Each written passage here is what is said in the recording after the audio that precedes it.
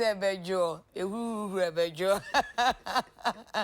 I was a for your mamma, your chamomum, someone needs to say, maybe dana, but so body and I a G and it's and there, you see a mamuna, monchele cacranti, a chamomum, your chamonia, your celebrity.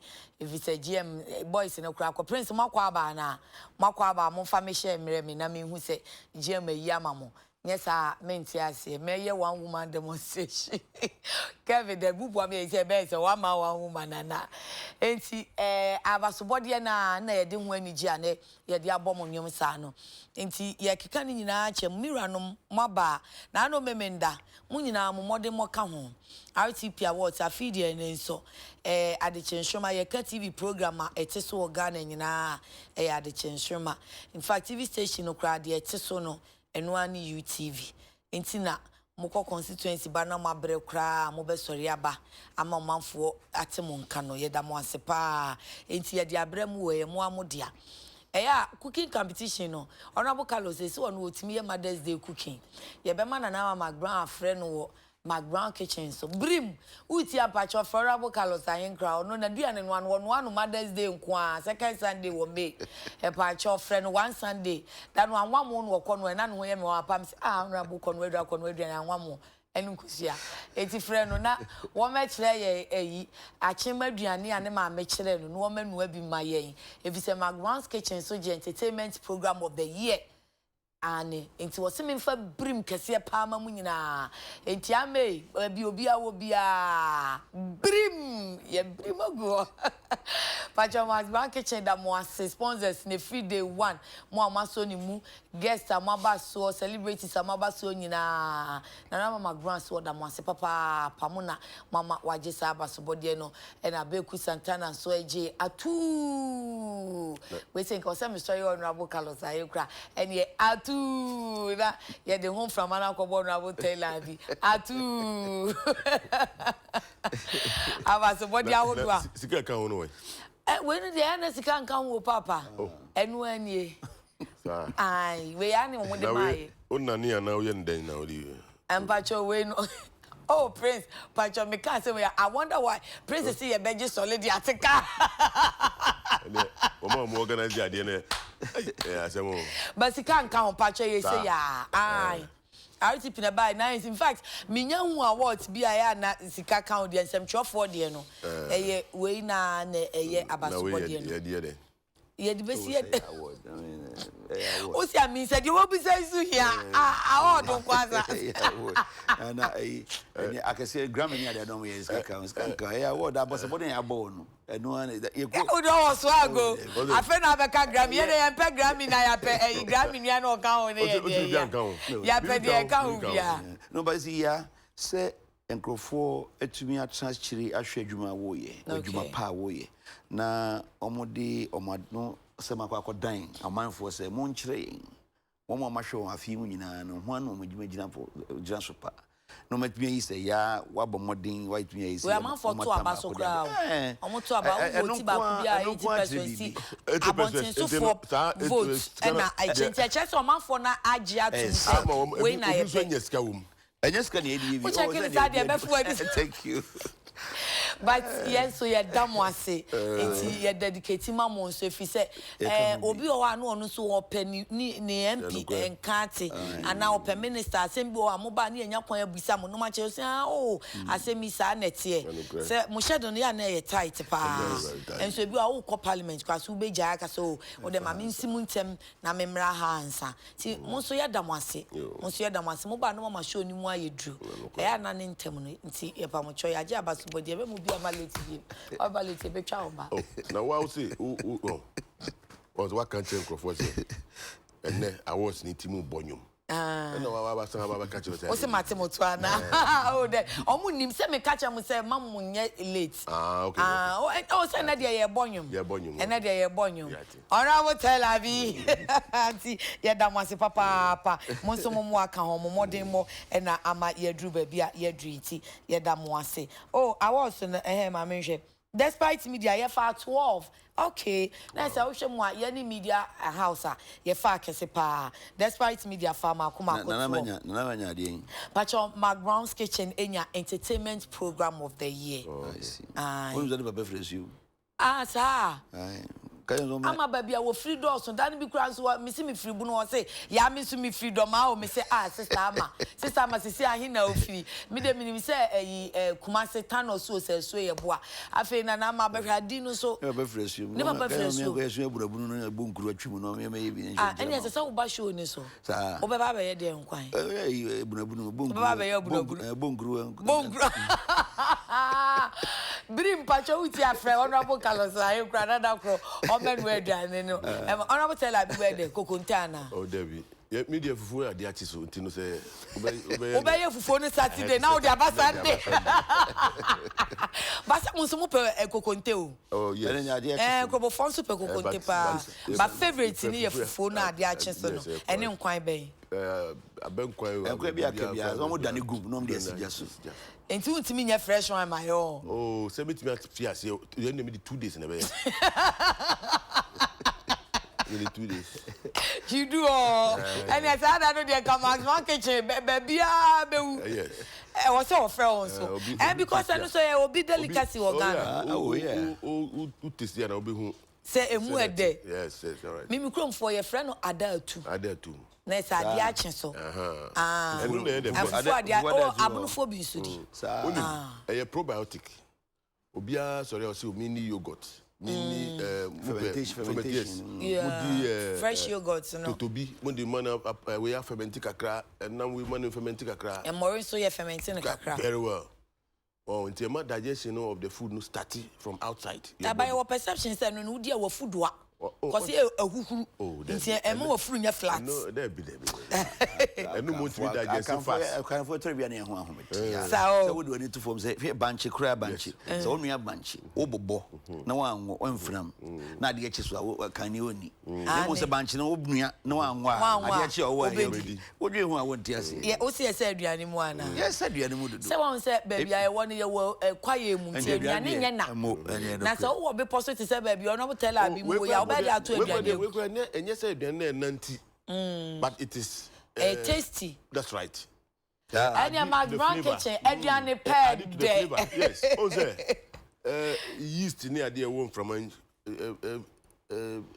ebe gusu na started digestion no I see that's right but me who be that be that kusa ni be that sa and you was say we be man no me akasa so me fie me who be that but mati me nim say am for so who say fufu na de ati so no ne de wa wo no foforo no etise ya ma nipa mienu baako eni de wa wo no fresh no na baako so ni de ade achi so no okay na and e be ya man no Honorable Carlos be di ade na air fresh no eh je na no de be fresh adechia okay na man ba o mu fa o mu sa wo o mu fi de o di fresh no obeyi bolos no nyina gu ho no sa send the 3 days kra den na ne le de we de obo mu se ni nyina ko osa na ne agu nkwan nim kra dada kra bi na aka na absorption ni ade nyina aka for drink na ne there's a reason yeah that must say ensida ko mbaba McBrown kitchen so abaso body am huwe the despite media group nya kese pa ewom no ye can media group of the year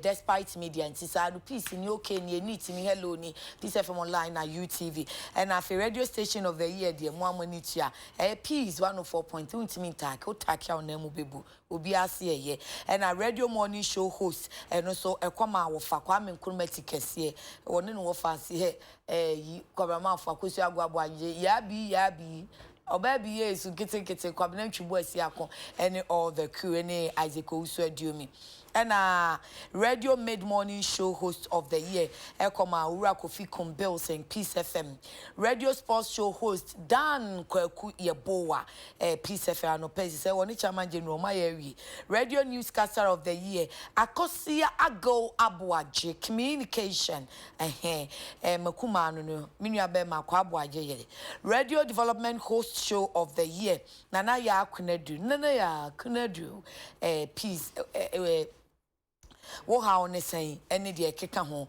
afa television no TV station of the year UTV ni and a TV program of the year Adekye Nsroma ni TV male entertainment show host we abeku fi ho a enye ye ona ma 2 ayede no and a TV entertainment program of the year Max Brown Kitchen TV local series of the year Boys Abre Yesu Okoto Nkosia I say, Nano Oji Abasobodi and will be say, Saluka abo Jesus Idia. And I say, yet Jesus Idia. Jesus boys are breso. Enti sana etie, yeda umase papa.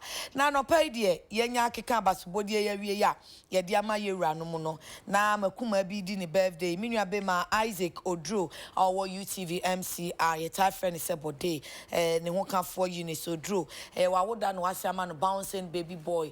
Wase wada wase. That's nyama that's your yepa that's your wodo that's your nyami shraw no ma nkwatentin ti akuma uni so dro ye ma happy birthday amon send di mo 1 year anniversary mo ware ye nti nyame menhua no enye double sa ema yen mo ma me enko me program ne so na me list no ye endless said ye bre no koi aka meet aduasa nti ye befa topics imienu Ghana faces safety risk in abundance of standards challenges due to underfunding. And yes, say a ban bambo pan, said ye de kwa wunamu, bibia ye bia say, and she say ye as I see a yamanu do her. Ghana no, ye was standards makumako and pimiensa. Ye develop ye sha. Aye Ghana de 1,600 and I'm anonedian so by 1,400 ye didn't na boom. Now so and now ye the world standard day 14th October. Yes say ye. I'm not one crown I bet you as a standard ni say net here. Where the Professor Dodo GS Ghana Standards Authority penny on one and tom na walk and say I can't no. I can't answer dear family ko isika wa mo de bebo dawuro ama obi ati ase kanya ni say contract ya na contract ya biara hwe na no footbridge ye ye e na nso ayira fa no yi enka wenti GS fo nkohwe hu standard no say hey footbridge ye no ama wo do so nye say ne no mo hwe na mo nye ni ye adenti na ese ba ni sa wo se ye sha na gumum e na academy adenti na yetimi ye sha ye na ne nkyere aye den amaye eya sembisa ena mampani adwa papa okwa aprobo no obepue buno asante ena obepue mantemu ena wo se a contractor fo a wono nye wo madwuma ye no a wo magye contract na gu wono mu a wo mo nhwe so nya adwuma no for non performance ye betwa contract nim se ade mu nya dada so nya dada na atwam tintontan na me kura mbisa se na e shodi wane so e bompete sampete ti se new doma sunya new doma de ya be 1 year ni na o magu kwan ni so first coat second one my third one my so mu ye speed run wo fa kwan so a chena na tutu se monchi monka wo ya no watom kado wo ya no watom pe ada na ya yesa na footbridge de nso asen aba ni nyina ye haw enti anopai ye beka ho asem Honorable Ebenezer Oklitete Labi MP Lower Menya Krobo. Honorable Carlos Kingsley Ahenkra, Deputy Minister Trade and Industry, and Osaya MP Tema West. Eranom Mema Mwakwaba. Yamukra Yedin Komona Kakra Kama. Yeah, Gronto. And then you would decree by but what you no can ye no man. Baba na yewura. Me yewura, me nyeraba. Na nka me say yewura nche say yewura ba. Why me boss? Manifa boss ne mami. Ni wura ne me. O problem ana. Yewura je wura. Me wura. Ni wura ne me. Boy. O problem ana. Me afa da BBC. Papa you kwat na asante mantami. Wodi koye fufuo die. Wa mpa asante ni mu semati. E no wache me yewura. O ba bezinza. Ora bo wache me yewura majiso a.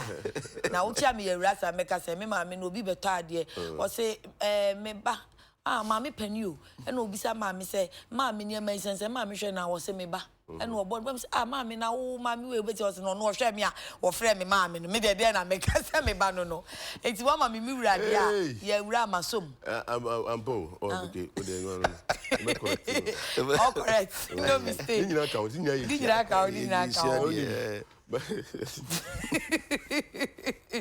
yeah, 30 minutes ya kai momi yenhwe safety ho asem ne yenka and na World Standards Day 14th October. Now, so Director General Ghana Standards Authority, Prof Alex Dodu say, "Ye was standards in Shisha any bebre, ya ni esi found to abrochire, and abrochire cry, and yenny say, abrochire cry saying ye no. Say I can't breach cross a breach for standards. Ya famu bear said oh ya famu do na because standards I wa Ghana near 3,900 almost 4,000 me the name say 3,000 3,900 emu 1,006 Ghana here they indigenous dia kan na ya difra brochie ya dia toto ho ya ye nhyehyeye ene ya adwuma we ni ye ya say na say edru o say de toto ho sisudua ni standards no susudua ye wo susudua ma bibia nanso omanfo nim adani a ye ni sika ye de bodawuro enya onwanwase etimi etintim hyehyeye ne susudua na guwo dawuro a ye bebo be kire omanfo no say ni no aye problem honorable telabi.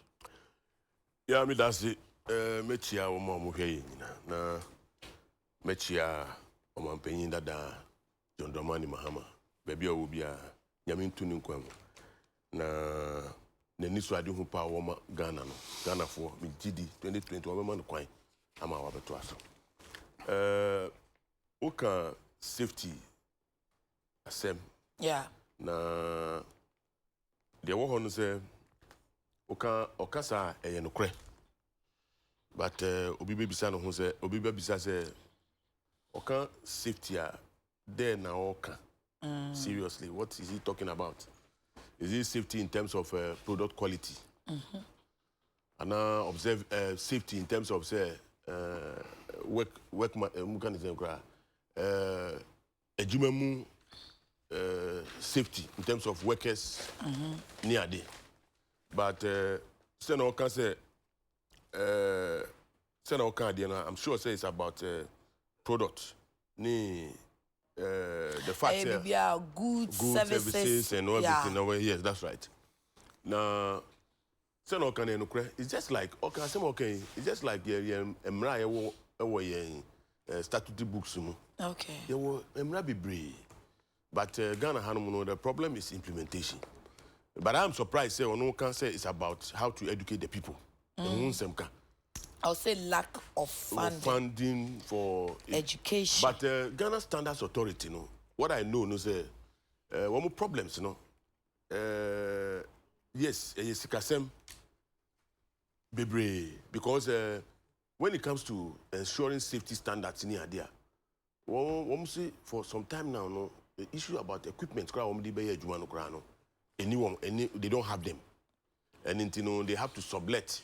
Demand for private people near the normal year. Nina funding bakuya or can one semini, and okasa odika, but where they come Ministry of Trade. Fortunately, Papa we were Ministry I share Ghana Standards Authority for so. Na fortunately, we can trade. Committee of Parliament. The last time you knew consent raise say they need a lot of funding. Now, they will be on their own because even now, part of certain percentage of our salary, from IGF. But me know the issue about IGF. As IGF, to me, the BTS salary, to me, being from model. Well, that is the thing. I say, and then I premise me say, everyone say a deru nkwana emphasize on. But to ensure standards, as I say, man for your field work, go out. Ni nyina isika sem. Go pick samples. No, de lab one more. I say, timinya equipment. No, analysis. No, who say adi say ni say nete. And it involves a lot apart from just education. Also, it involves running around. The need for equipment and so education MCB na woman or asem no na bia picky but the bottom line is that women need funding any empowerment na be ma woman etimi agira wo na so no ma ye wo adwuma because you see woman adwuma no na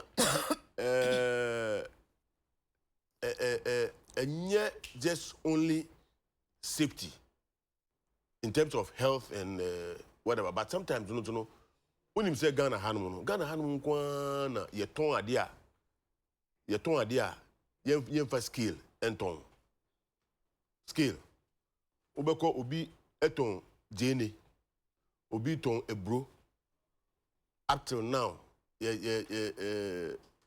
far weight and yeah, mensurations. Local standards, local ones are created. The ukoto to say okay, Jane, cocoa, and money way. Mamma ordinance and issues. Now, some call much more and she say or one more. Docuno cry, to be the sabo. Ordinance boy. That's right. Obey your bed and your waiting ye. Very well. Uko will bow hospital. And then in the way you found some con cran and say, I'll Yakadani Shasaki, now the Nasan Diaso. A two call a facility air. Wait, I'll be a difference in facility B. If you obi cry, me check your pressure, BP me a castle where was so, or back before front, from because facilities are used to sell hospitals and equipment to chrome we used to know. That's right. Ah, Nanigina, and you said it, but the American say, so person who ensure, you know, the quality and then the safety of products, ni services are. As I say, we are monitoring. Equipment if you're outside a bar. A bar. Now say one check standards now. In the process of one use so once a while no. I say one to me evaluation of the performance of the equipment only ade. Ni nyina na make say somebody must move out. Okay. No akwa hwe. Na eno ni one challenge. Because it costs money to go around. I think so they all can say education say apart uko me can say in the early 80s no in the 80s no Ghana Standards Authority woman to that at the time na me mami oton pano woman the strict you know emrebi by say o to pano na as I say we asana because those days woman twa no me do woman sa but the size of the dough no and no intimi nkyere ni weight ni weight so the makeke omo de omo ni na susu intimi kai say me mami koto waste plastic ones you standard authority for buy and on be frame ko ye and na omo koton bi ma omo nti o kohwe a oba table no so omo moldy bread na esisi ono so no twa o de atoso by the point in time no be say Wama ye the omli akwanda da no so sa nti we be mu no na akwa say e we si one time e we si one time e we si one time long e we si one time nti no the normally be so affect the way I business because who could do a friend saying market where wo Prempeh College hono mu no very simple so e bo market hono mu yeah that's right Prempeh College run about on here Tanoso. Santazi run about. So yes, Santazi. We there. Tanoso. Tanoso one. Me we feeding. Tena e ma ton ade obi the body e baba beton masumi. Afi na kwa fast scale a base you say China me from scale so. We try one kwa ton am. And then say education e be ko but as to say omanfo no so kra beti ase asom dia ya adwuma so ya asem foforo. But you see yeah interestingly no Asian countries now if you know Europe they make say woman are developer ko anim Asian countries obi hu obi asebi onko school go do baby aye ba ton potato scrap or the scale neton oton bibia oton bia or the scale but and also boa women in education no should go to the nkofo and say mutimi e measure papa because you know mo boka not because we this can but one share down ton ade ni ye oh na sa konko no mo susu emu cereals na imagine konko yellow and blue na ya because oton first one ya kashire sa na friend ya share kashire look unam kwa we suna so betontos o kuma se kwa so obo se no wa hihye no tintin o de pe kwa na ko hwe mu be se pampers o ze den no ya hye bia o share kashire wa bo paper bi po na da very well and the nyina kan deception so the make na say because ade na attracting nipa no fo say wa feel ade no ni nyina won so no ampa enye bring back a measuration enye proper measurement na odi ton ade enti ade na wo ton no ka say wo ye bi ahwe at the end of the day wo boka onye otumi bu amanfo kakra na wanye sika wan hwe ni yesu na waboka enti no wo mu ade ton no akoye say topsy turvy akọ up and down enye bibi papa bia wo mu nya fimu enti mi gidi say say etimi yesa ebeboa look if we're able to instill, maturation into your business or Ghana Hanuma, we can create a lot of jobs. A lot of jobs, because there are a lot of people on the market. They can employ 1 or 2 people if things are done properly. Because profit margins, but at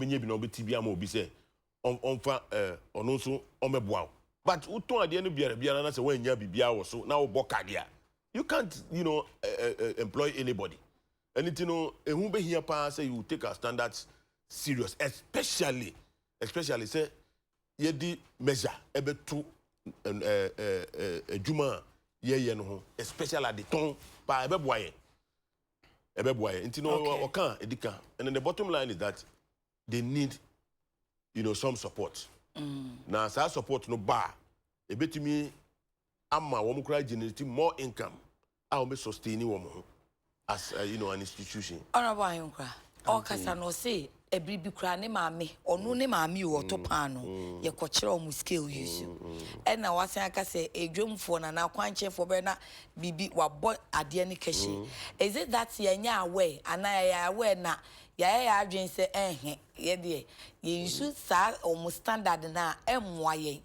Enti e bia na enye say lack of education education no wo ho nanso ye twi ani say de ye nim ne ye say de ye adwuma obi ho bekam obi nye obi insisi no ana education na eni ho ya menchia na memma o mo hwe nyina achi okay mechia ta West Force na asa na me koma sem so kra mo na do abaso agenda 47 wadi aba to body na 47 menim se ma men kama se o ka o de wo chia no obisa o 47 no me edru agenda 47 numbers ba 666 ni we no say 47 we chalo to kra nye yenti we dey edu fa say edru na me dem se wontumi but obi a o person wo te ase no se me kama safe na me kaba na ono person otutu banum me dem se wontumi gina na so okay na se ne wasi akwa G46 no betem na aka esema no 47 obaji aka ma Ashanti region sweeping nyina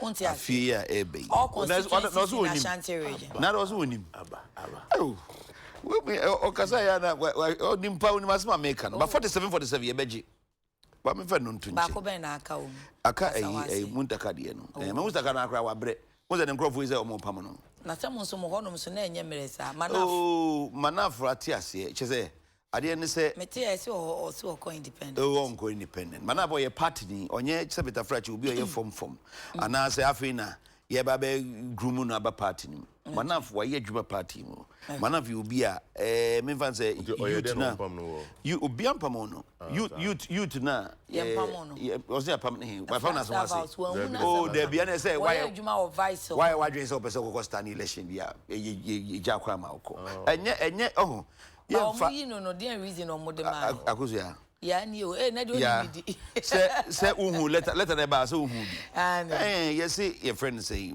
say we adwuma na time so ye ja kwan o fa de yo me time so e be jam kwa se na wo so time so e be ja kwan ya but me de the time na so ntu de wo na time down me de the time da so me no time na so the most important thing is manafo no onye obi asebeta fracture o ye nipa boni na so ya kwala politics or to politics ase na kwa den ye ka che ne se mo nko koye wa kwada se yenye primaries wo won koye but the most important then a letter ne say ye ka se mo nko a wa konti letter na we hwe na wa letter na nkasa ya na de to kwada letter se so onko no wa konti yi na di prince forward the letter ni mami me hwehwa ba na be content of the letter yes o de ka letter o be hunu say to aboba park ka 47 na jama na afde nya say some na akoko fa bai me boa but o say papa no de person ogige me manaf men kan che say the kwan bia so he would know say ne empanifo ka no ene be ye adwuma ye ka seba ne nko onko say munim say be cry you prepare for a greater thing and as something and so when was later busy with people so see in another that I don't just say that's the end of the political life and the other event to change but me we worry shemu say president enim say 47 you betimi achi and nti na wo piapia want to me say kona kokoje bremi na want to me so ahye ne bo so obaji amana ti asantefo nyina in fact your executives of Ashanti region including regional minister ne MCs ne MMDC mu nyina mo fa mo hunyim na muntaka na wabre ne ho yi o man ko primary ne tokwa esi wonye ntokwa ketwa and Grofua, Nankombeson Communal Prime Minister, will be at Tiagina say, any Ombeko, a friend saying, independent.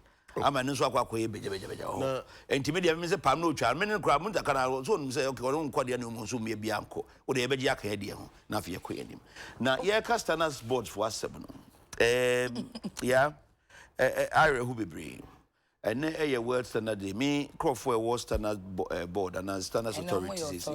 Or me authority. If a professor Sokukusi, the lowest person there. Me chiamunina na me mamu about somebody ekese ewo adwuma mu ye even in the midst of inadequate friends facilities mo de be mo adwuma na ya me sure say o man bia we are serious so person obo man for ho ban safety first ye ntwen made ni nsi ansa na yakwa kohwe ho asemaka na mo ye ni safety no a. And as we implemented safety friends methodology na eno na emma utuma woman for ehoto wo. Se epidemic bi ba ana se cholera bi ana se bibi eba na one mu a omo handle safety and to identify the history of sadia na eba na be free eba doctors for krabre so betumi anya ano akade na eno na Ghana Standard Authority for e show mu say so mu ye. Kaneno na nkomo handle all the safety measures in the country. And we a company Ghana ha. Na obe manufacture bibia ba edwuma ba beton a. Se woman register wa untumi emeton nyoma Ghana. And abi hu a sa assess ya bibia is assess dwa no. Na ye de atare ye nyoma ho nei ye de ba kokora sa aka ho. So obi hu ye red gold game made in Ghana. Okay, e ba na ye nuanom ye be share o manan Oma started brand Ghana program bi na skania akumuni project baby no madru no which is baby anya yi na program ya anya adwe krase yesesa no because it was something that we bought into say ese product baby anya made in Ghana wo na me hwe special IC me hu nti me catch for support product no say ye made in Ghana kwa nti enya se obi akokraba the go kraba dia enye standards in here and me catch for support special IC no me who made in Ghana ewo ho. But say one standards authority ashe so dey no. Standards authority. And enya ba kope. Ese we made in Ghana no so hye ho. Okay. Nti ya ka kire no mam. Say na wa hwe program ya. Me nko kan che me papa say won fa made in Ghana. Ne ba be kire no ye ba be implement. Enu bi ho asem no okay. Onya akade emfe enhwe nye se gaba na nka wako markets ne shops ne ade. Bibi esi shelf ya Ghana ha no made in Ghana. Akade no komo de kwa no mo de ma no kwanya de obeka say. Akade no ko na me ba be hoyi. Standards Authority, omunye government subvented agency. Omo ankasa agent to revenue. Oh, okay. E de show mo. And ya ban ye budgeter ye for mo nka ho. Now unfortunately, a free emri kakra be si atwam up to this point. Ye ka say is from pre-shipment inspection by a destination inspection no. Ghana buying at the share almost say destination inspection physical inspection na ye standards anyoma eba kroma na ye mfa share omomonsa na omonye oporto enti ma ye be ye import and export law ye de shares anyoma we nyina kire how much it will cost to even do the inspection here locally say sika no na say get 1% inspection fee. So 1% and no munyam 0.25 as a point BB. Are they yomodia? Assessor. Of assessor. Unfortunately for us. Na minim ni see minuanum abain time no. 1% no anka ye na chichim na standard authority for bi no. I don't know what happened. So 1% nature no every womansa Amaze 0.25%, umunya 0.03 as a 0.02%. And so she.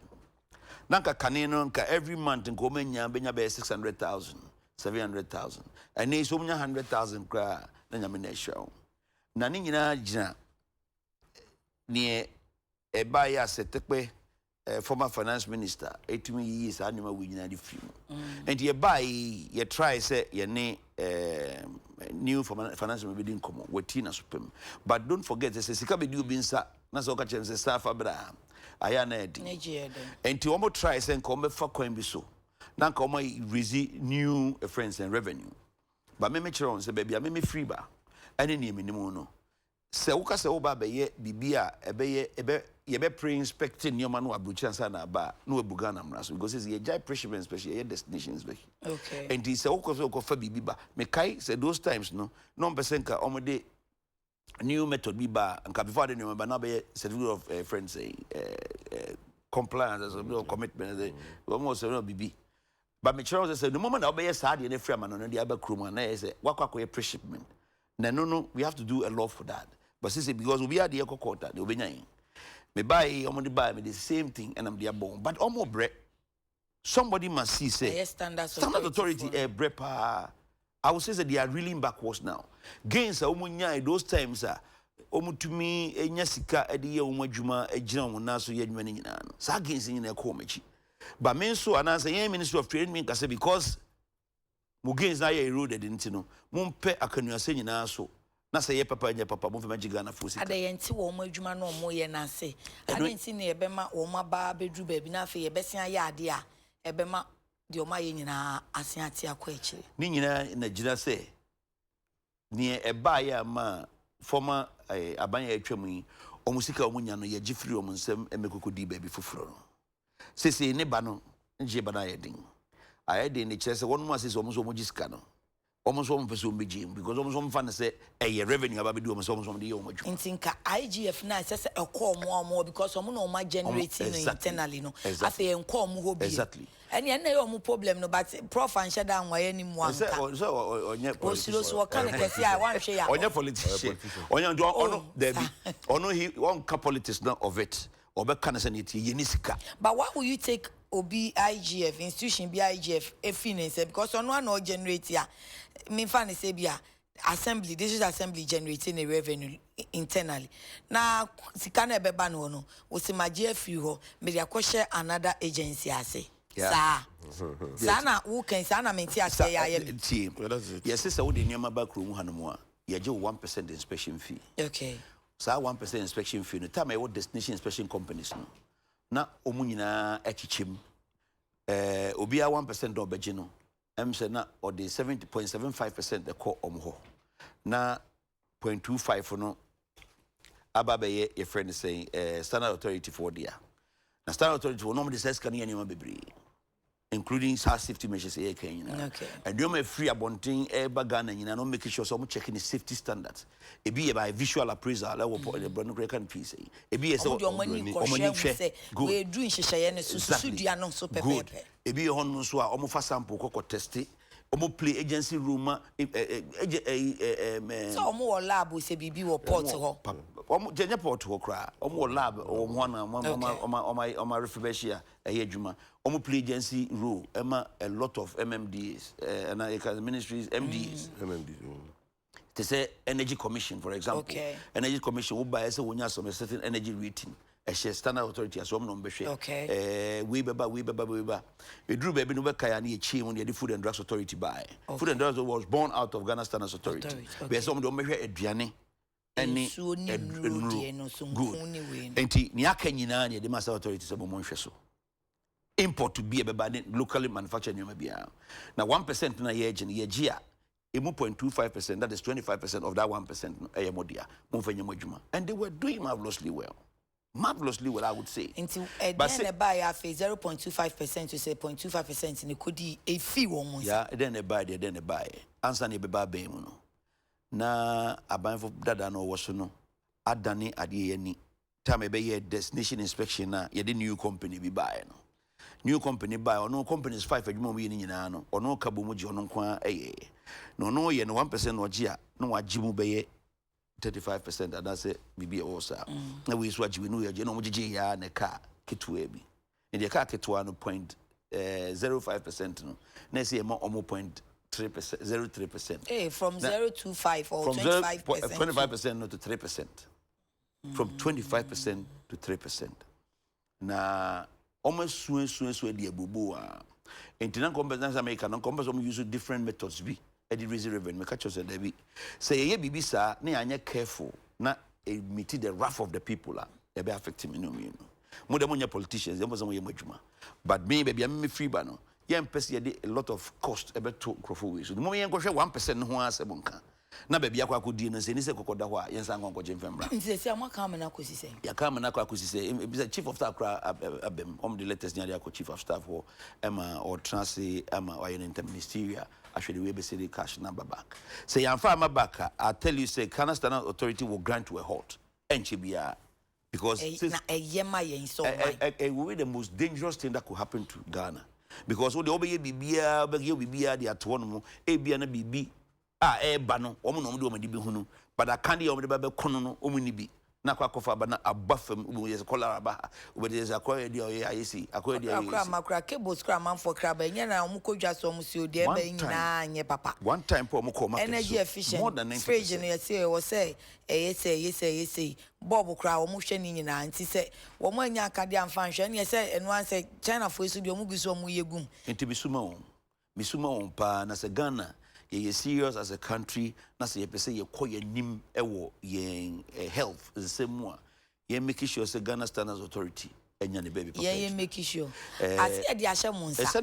na deputy minister who ka say usuma omo no ka ma bi say na usuma omo ne yen so manfo ne yenye den na me ti wase but me ni sa tumi me o sa tumi no anka nenko come reverse ade bi na NDC 4 year na mask na free omo nsa no amomo yes asa na o ya in political said o kan NDC 4 year ade bi aban government is continuous so aban ebribi o ye bibi enya okay rectify anomaly no and the NDC no pen how enya ne say because me sure so no so bam pa for no so be ba be na NDC etu bo yan say fe focus say we need the funding for Ghana Standards Authority na ira na NDC and ya bi na aban na twa mu dada na ye no ye nyae a anka meme wo we na kabeti he ko china kwa meka se ye pese ye health ye boy ho ban na se Ghana make sure your standards do ku year because ne companies be wo ma ye manufacturing but we facilitator wontimi woni anwode no kra wa no no wodi wani ehu wonso de wo field mu woni import nsem ne niam akraba nsem enti wo kache wo minister na wo minister so ko kache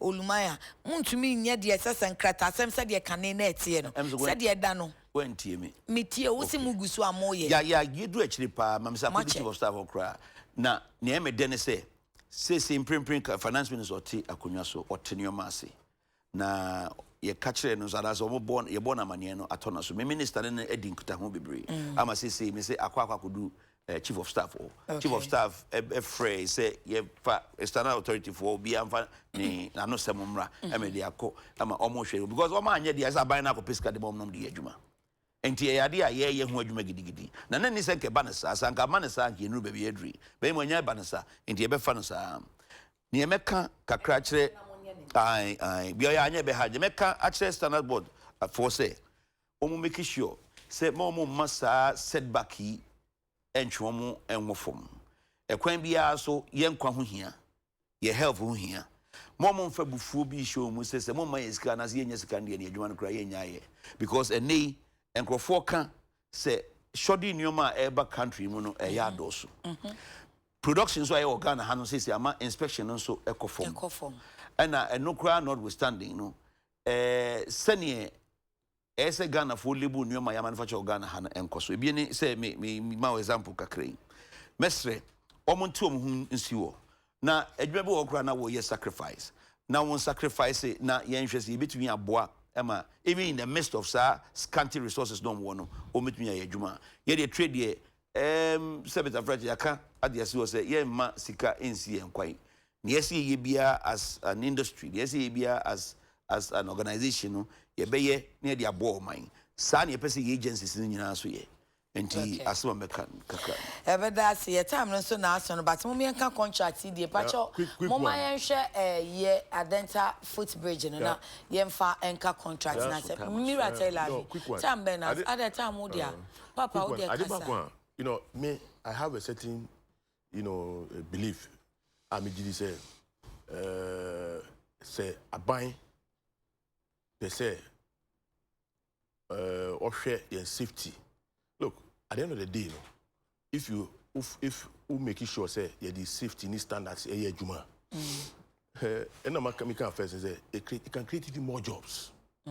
Because where there's waste, there's no profit. Yeah. So they say, and anytime we instill that thing into the workplace no. Ema in terms of productivity a cost. And into a cost so the profits near the neighbor. Am I creative? And anything I may have the view say regulatory bodies. Say what the two of us say woman generating woman kasa revenue. Now I think it's out of place. Really? Yes. Regulatory authority. Government must find money to support them. But because you see, who can be in the case of GSA, no, said yeah, more find you or then can you out of place. Maybe say, maybe you see, Osha, the Omuya or Honomono, or say, oh, moon sacrifice near day. Sabi, Osha, the cost of Honomona, and ye Bibia will be with you. It's Bibia very empirical. So well, if you don't go and take the measurement of the road now, you can't sit down and say me sacrifice it. If you don't go, and if you are going to, you go with fuel. Personnel until you need to fund, one movement from the office on. You need to fund a Juma.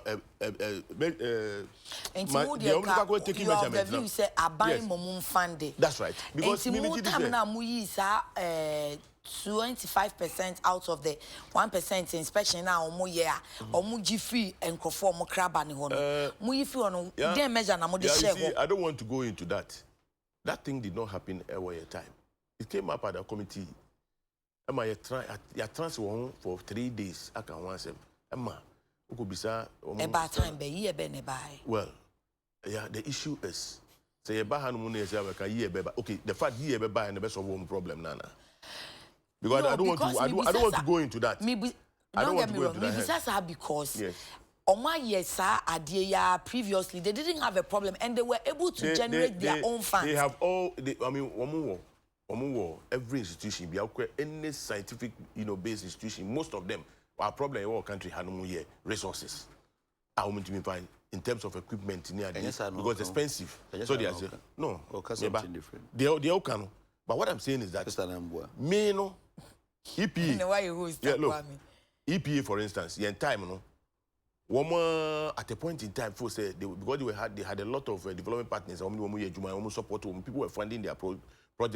They felt they could take care of themselves. Into impressing on government, say they want to be on their own. Independent. Fast forward, yes, I did my subsequently, say, after all, and yeah, I did a bit of media. So they make an say. It's no. We are sure saying anything. And then I'm saying, no. In their case, previously, no, generate your funds, and they didn't have a problem, and that's why they were able to develop this 3,900 standards because 11-story building, Obi, inspection now. A lot of money. Nipano. Ye jenu kota bi. Out of that kota no, and yanti bi amamuti is not as if say, I say no cotton adie, and I say no co resist taker. And no more way of generation no dear nan Kenya problem. Very well. And I make say, me no. And this can you judge you 1% yeah that's so. And so why are we not giving it to them? Meba. Yeah, the fact is, they make say, the India Emma can of real tap to now to me universities cano and for ma woman. The reason why I want to be reverse, if it is easy, so be reverse the amount of man can be soon, yes, sir. Easier. Was it the because I don't know. Because he's not the only person who's supposed to do it. Yes. Say, the agencies. Very well. Agencies, government agencies, private womb, private womb, government agencies womb. That's and I can that there be only stand the Juma. Almost only a report won't be. And it's part of standards. No, that looks as if say where I first swap it can ye because can over to be you can forever be no say previously was there no shovel problem can I say hold on no is internally and internally generated funds is by and chain and they were doing so well. Even the universities now, the universities and no universities from YGF no yeah the BBA to so about GB at the back Yamansan Futunum. Yeah, the yes. I'm GB. The American say Who answer the question? Wait. The American say the issue about Japan or me here no near is it good for us now? But another argument, no. No, Baby no, free. it doesn't. Well, that will come because I if you go and take refuge. But the point is, no can be their bank and what they about that. Why must agents be enjoy scan? Agents be enjoy scan. Maybe. And then I can tell you why it happened like that. And then one more day a bina she won't sa. A month for no issue. If you go taking refuge in the past, will not help your cause. No, but you came in with the argument that support say agencies be or more IGF. Yes. Regulatory agencies. But GSF for no or more yes I intend IGF you no money problem. And yes changes no, you listen to me very carefully. And the main person make a say if I buy B Aji, music baby, I won't come with Jiskabi. Now, my if you're not buying for Rabba, now buying also anti-me reverse it for obvious reasons in India. Then it behoves on government, say, Ube Pesica, Eddie Amawon, because my emphasis is on the fact, say, and then, it shouldn't be say, one by generating income, their child who can quanti, and I say, so the beginners, because if we do it and do it very well, no. But he never says some IGF no etua omo kape or some IGF no omo di omo bibia. Oh, yeah, they didn't have a problem of creating awareness. No, that is not if they never had a problem of creating awareness now within these 3 years and I want to create awareness now. So they make an answer. And you know, idea what I say.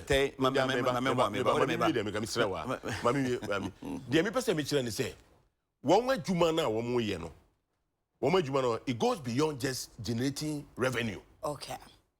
So they make an answer. Okay. One an established commercial entity. Generating income. No, I just say they want to make sure say we abide by. It's apart from IGF, no, that's say buying some because you see, as we speak today, one more development. There are certain institutions. There are a lot of institutions from outside. Collaborate.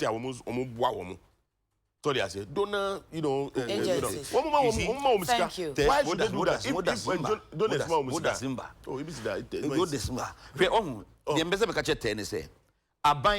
And they're funding in a way because it's call Ubia home and Fabio Mouse and Betria.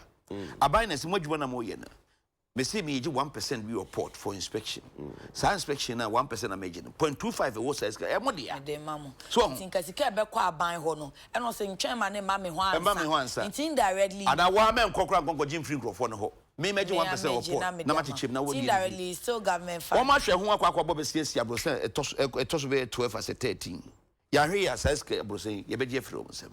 Because woman to me and Chia says, can no be doing the Chia. Come lab name conference on the Adina, nice building war, value John. There be a oh, sir. Oh, I can't swear, standard. And nice building. I see Krumpanya, say, Sababy, only a shash on the other watching. We are here, Regent, a friend saying. Coconut Groove, John Sheen, so most of them for you. And Cabal says, and come with great. So, some of the class will be to about dining. Now, bank we have never been Pamos of Uncle. I know they're working, but process now also more from Mama or mobile go back a 25%. You know, it shouldn't be difficult. And I'm also mobile. Most agencies need to Mamma answer a question. The mechanic say, so 1%. This is a buy. No, how much achievement says agencies for be any can be.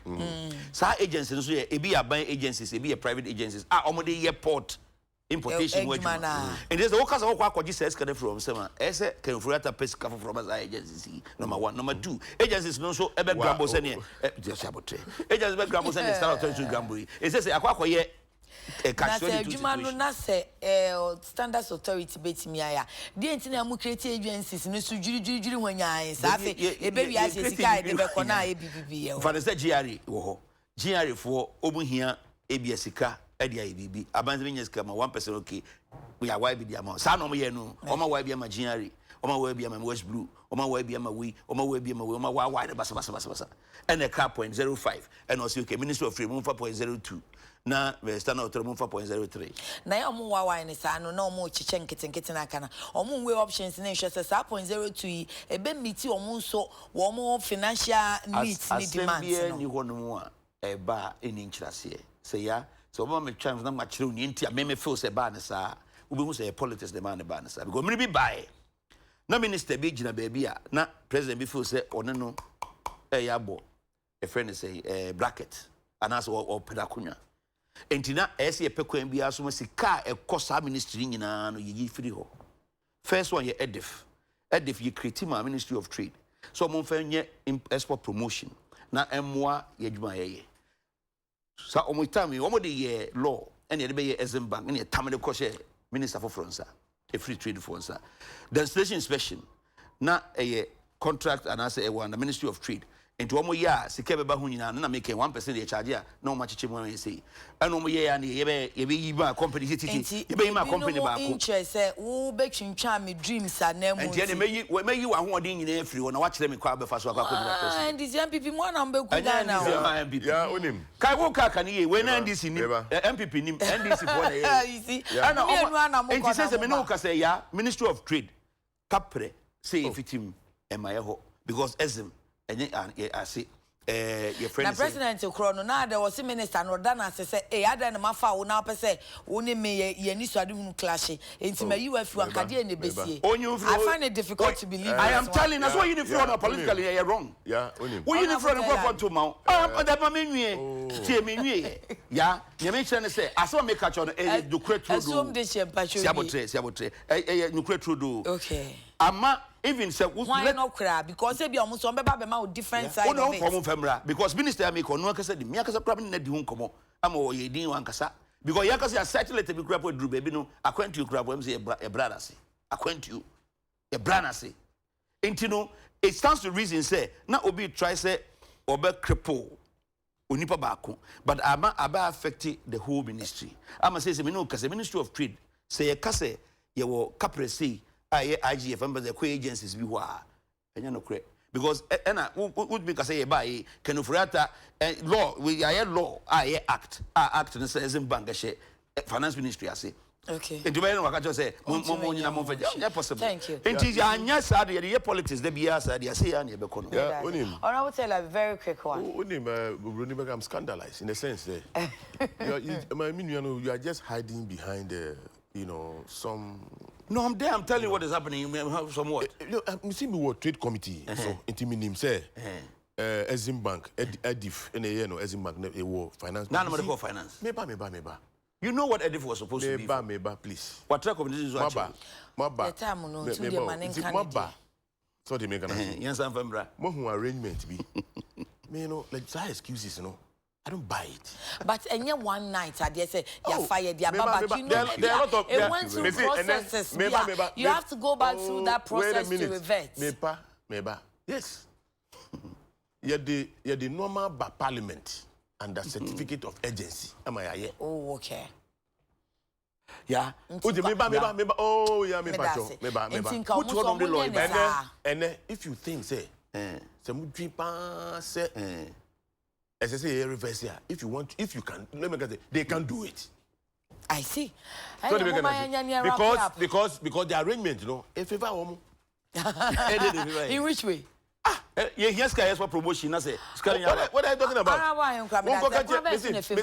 If minister of finance, I didn't hear. Or no, hearing.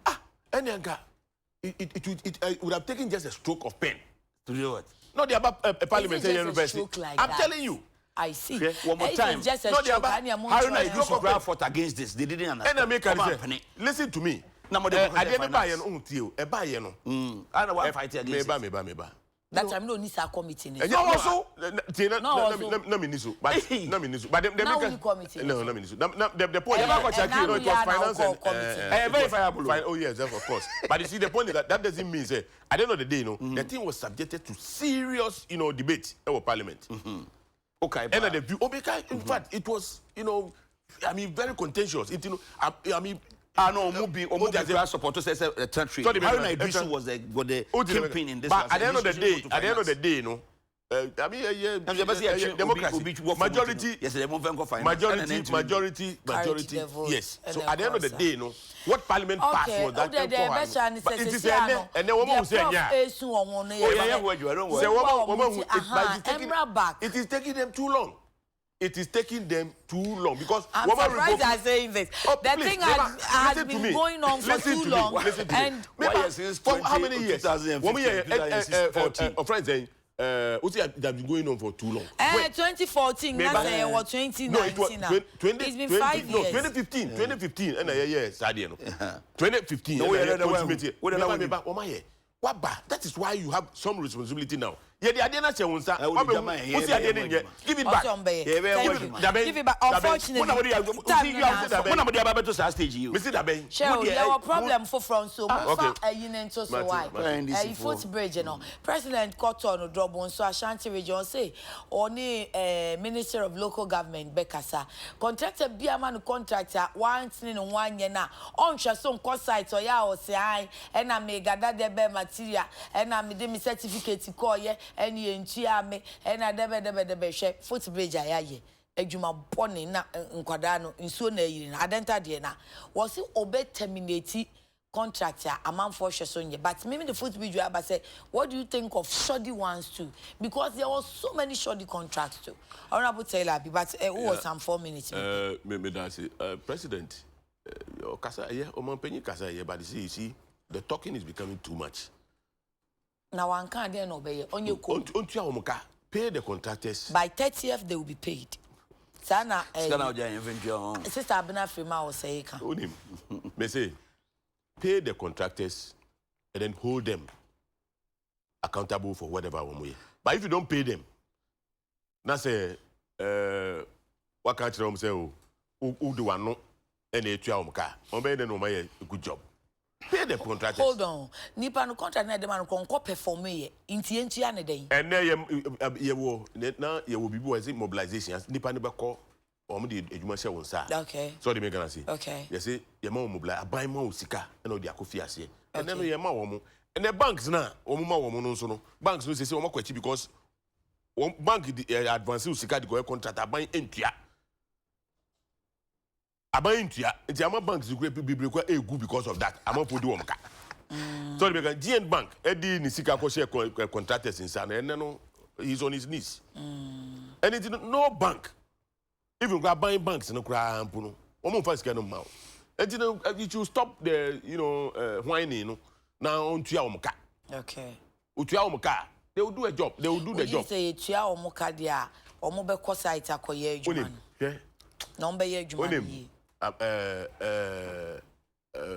Yeah. Problem be I be facing Ghana Hanu going forward. Say yan to 2 year normal year. Serious. A car by way bo at all. Serious dimension. Means it's a dimension. I'm telling you the implication of delayed payment, non-payment of contracts, any irregular, termination of contract near the. Me see. I know be terminated. We will see irregular termination. And I make if you don't pay the person, they make a delay. What I am saying, the delay no in payment. Ama a coin be a first phase. Woman transfer by me ya raise certificate me tua ka ne ade ama wo ma tua so no wo mo nya ama enne no na wo kan no see esunya ho no baabi wo ma ye first coat ni nyina awose fi ho no awose fi ho no ba first coat na wo ye speed ramps also nti ya na because ye first coat no why are they do speed ramp ye contractor na ye na say ye amanfo no wo mo ye speed ramp also contractor na dey ye sa tetrete na I know the doesn't matter. It is not it is so who say, oh no, yes, we are now saying, no. A bit about to say, because cars in January was into Omaka highways, Omaka no more year, no dear. But the main person Mitchell say, Sakwana, woman, ye na, a bind to your can we ya. Woma Jamana to Onoma, go bad, no. So, a quack will be able to cost more money. It will cost more money. Okay. And the more I take a channel, no. Emma variations no ebe mema sika no ekoye waste no bem bebre anything no the American say your excellency president we have heard enough we are almost 3 years into your government. You bet you first we see 100 days. One train ama. We see say one train ama and one who's a voice be a call round. What can Kumasi no? Was the Argentina president? Was he Argentina president? He trying to contractor no. That was tech. Oh, I Tech FM. You know, I'm going to be a watcher this year. Contract. What see a chairman of the something local contractors association. Biniade. What see you catch now? Musa. What more bills in a good banks? No, so Sarah cost run echo. Anything you buy your pouch date no pay the people. Uchiamuka. They will do a good job. Thank you. Yeah. You don't even need to cancel the contract. No, or but the point is that I can walk about shoddy working in your man. Baby, a papa, dear coffee. Miss Mecaba be Remo.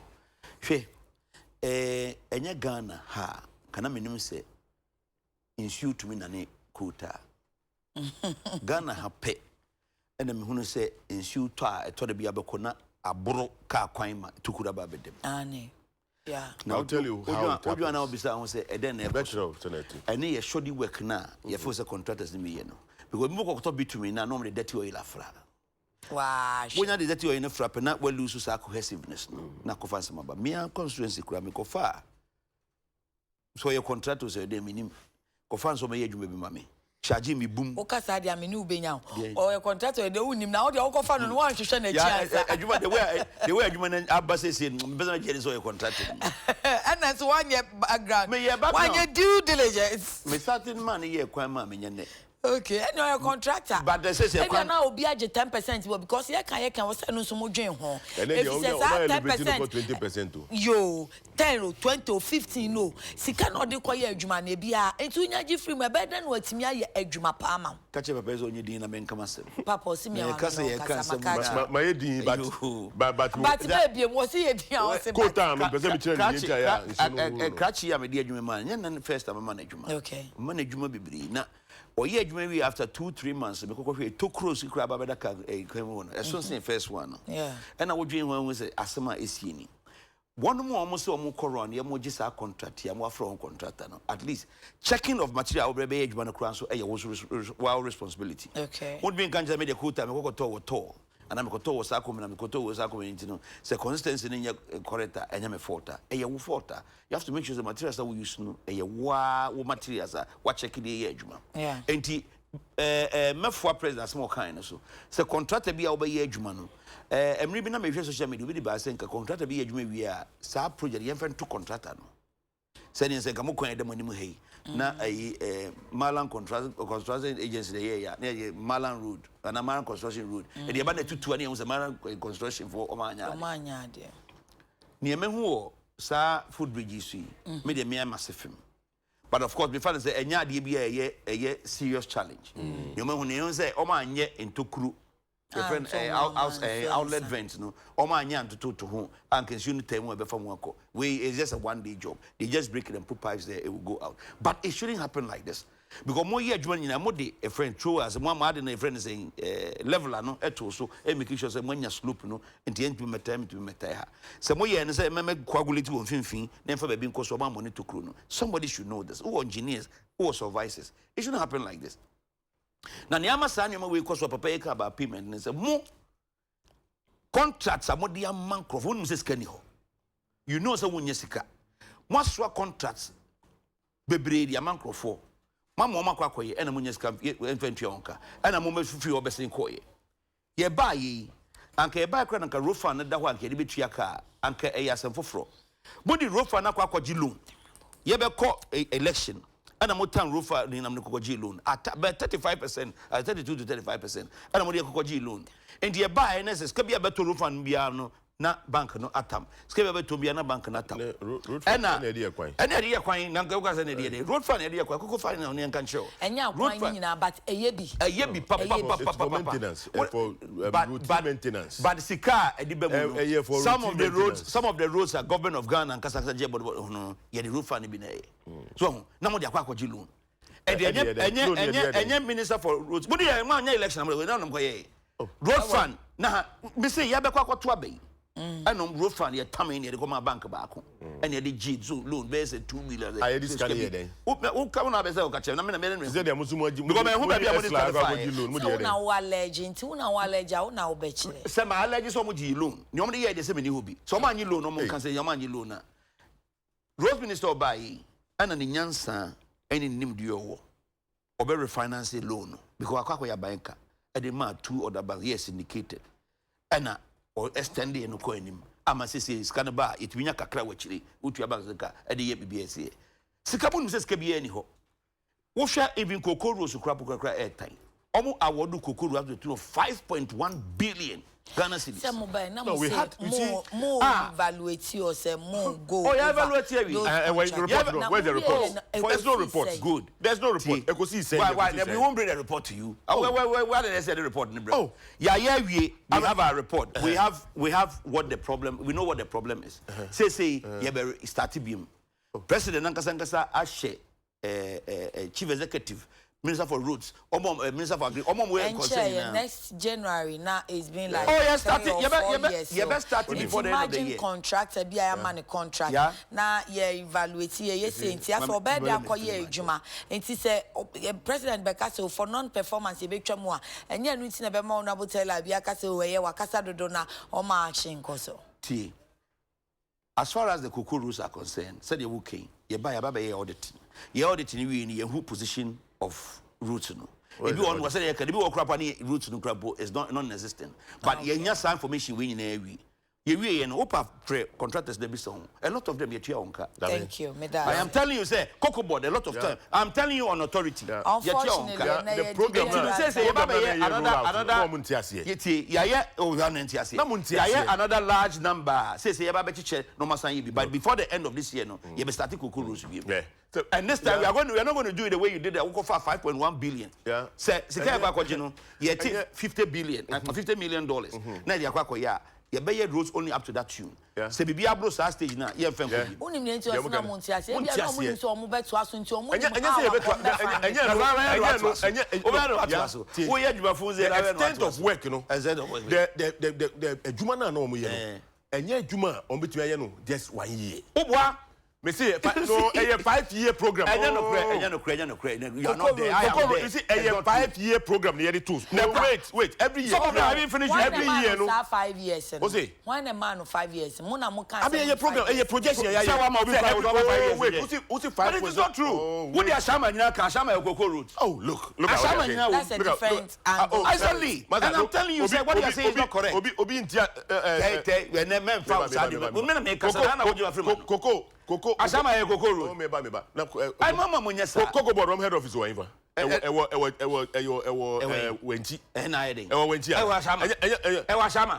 Me say why? Ewa Shama na. Oh, by your argument. Cocoa Road. By your argument. Okay, let me explain to you. Honorable members. Cocoa Board office is Kingsway. Honorable members. Mami explain it. Mami explaining to me. See, we had a program. What program? What program? Just clarify clarify 5 years and the contract in 5 years and 5 years and so I didn't say what is 5 years what is 5 years? Ejuma na yedima contractors no. You can say every year we were setting aside $150 million. Yedi ejuma no. So the make an etino ejuma na ye no. Enye 1 year. So the make a program. It's your banners or see Sikeni Honmu. You were setting aside Sika saying $150 million. From where? From Cocoa syndicated loan I every year no. You could scanner. Scanner you could 5 years now. Say a loan of you are distorting. And I say one loan of 5.1 billion. It 150 million not or the up to 5 years. Multiply 150 million at the time no is exchange rate by 4 So they make it. I don't understand. No, what I'm saying is that the person 5.something billion no. Listen to me. 5 points. My cameraman no crash by 4 times 4. 600. See, and I make the see every year this amount of money I injecting into you know, a road near Kosono. And you know, within 5 years, no, we're expecting say Cocoa area, Honmona, baby, a cocoa nufi. Any other joining roads in Nano. Yeah, but any starting a year board, when we are Honmo. Sorry, I said, anything you don't have authority over this thing. But no, why? You are exposing yourself. Exposing myself what? It's not exposing myself. 5 years and so I don't say Afibia Mobet 115. Yes. Now Afibia, my imagine say Cocoa syndicated loan, same amount in a mobeje and no. Nothing so now. The American say, how is that possible? How is it possible to put 150 million out of this syndicated loan? No, see. Now, never go to Cocoa. Oh, look. How much do your calculations. It's not true. I'm telling you what you're saying. It's not true. Look at what you say. It's not what I'm saying. It's not what I'm telling you. I'm there. I'm telling you it's not true. It's not possible. Listen to me. I'm a crab, bro. Oh. And I'm 150 million for crab. I'm just also where Jai. Madam was near your pond. Yeah, the American say. One more buy and one more. You see, one more pray. One more pray. Anything about president in Casa be breeding them. Oh, one more pray. All with the first year, woman in the first year, and anything I can't tell woman say, I didn't problem. No one can say, Parliament, Deputy Minister for Trade and Industry, Honorable Kingsley Carlos Ahenkra, and Honorable Member of Parliament, Lower Menya Krobo, Honorable Ebenezer Okite Labi. That's what we did. Mommy Chomo, thank you. Me that sound man Nancy was what meeting. My imagine said number 8 me pa. Honorable Carlos Ahenkra, any Honorable Telabi, GIJ, Ghana Institute of Journalism, Penny for say, Yenton San Fremo. One more dinner dinner and gala night. This Saturday will trade fair. See, almost Gala no teams be available. I don't know, but we must say omu here mo support enti pamcho. VIP tickets here 300. VVIP 500. We are alumni, we year group name table no for nipa 10. 5,000 corporate tables 20,000 cash for seat no almost fee. Wow, she school Ghana Institute of Journalism ya there na omo ton sa afre wa say copy cash for seat odo ka me ngasa ne ho ato no o ton sa from patch omo frɛ wa ya bra Auntie Lydia Hagen o okponglo na ye wa woda nti uba Christiana upon omo happy birthday pa Auntie Lydia happy birthday why onyame ensha ababa wa bi send message say me fa Honorable Carlos message ni me hu was so kaftan na fe pa na me kan che wo se wonu so oton bi ye kamante Ghana made in so nti opa cho ya bra beto ni de ni bi wo ye me ban so me ba wo message na wo de buy was good morning ma. Congratulations. Please kindly tell the MP wearing kaftan up and down that your daughter sells some of this Italian cashmere. It's more quality, so you should buy some from me. There be material na cashmere. Material. Who shall kaftan? Who nim so no show. And so what I say quality. And simpacho. We are cotton bani de. Yeah, watch them. Oshe made in Ghana. But fabric in made in Ghana. Say nyanya ko. We saw fabric. Fabric, okay. Yeah, baby share. Yeah, Contesta company. What we be show mu ding. I'm matumi aye. Okay. And then investors because now what do you want from Musa no krakra ne? Yeah, tia bro. I'm asking you, Mama Ota.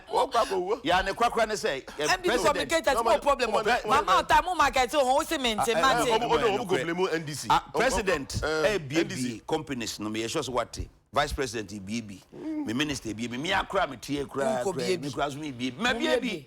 Na na say one thing say me go be ba ko. Your friends James Camp desk metallic desk na the coach na mu na say. James Camp prison. Obankasa ma ye omunsuo mineral water somebody ye omo ba beton e dey support middle water. Omo middle water. Enti ye dey right. Yeah, idea you say ye magana 40 years ye say ye buy ye na industry grew at 0%. But the point when the connection say ye na 4.7 and 5%. And ye tell me say industry grew. Industry grow. Na you bottom way. Na wanya dwuma be no wanya sika. Ye da mo ase ya kura mani o ba cho I want to be a ye bia ye je mamo. Me wa fa ne o. Me wa fa ne o. Wana ye da mo ase. Ma wo su ye dia mamo. Pacho, ya grab bye.